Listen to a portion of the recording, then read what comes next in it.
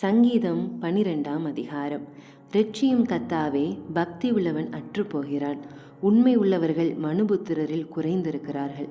அவரவர் தங்கள் தோழரோடே பொய் பேசுகிறார்கள். இச்சக உதடுகளால் இருமனதாய் பேசுகிறார்கள். இச்சகம் பேசுகிற எல்லா உதடுகளையும் பெருமைகளை பேசுகிற நாவையும் கர்த்தர் அறுத்து போடுவார்.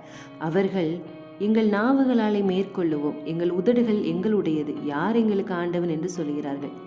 ஏழைகள் பாழாக்கப்பட்டது நிமித்தமும் எளியவர்கள் விடும் பெருமூச்சு நிமித்தமும் நான் இப்பொழுது எழுந்து அவன் மேல் சீறுகிறவர்களுக்கு அவனை காத்து சுகமாயிருக்க பண்ணுவேன் என்று கர்த்தர் சொல்கிறார். கர்த்தருடைய சொற்கள் மண் குகையில் 7 தரம் உருக்கி புடமிடப்பட்ட வெள்ளி கொப்பான சுத்த சொற்களாயிருக்கிறது. கர்த்தாவே, நீர் அவர்களை காப்பாற்றி அவர்களை என்றென்றைக்கும் இந்த சந்ததிக்கு விலக்கி காத்துக்கொள்வீர். மனுபுத்திரரில் சண்டாளர் உயர்ந்திருக்கும் போது துன்மார்க்கர் எங்கும் சுற்றித் திரிவார்கள்.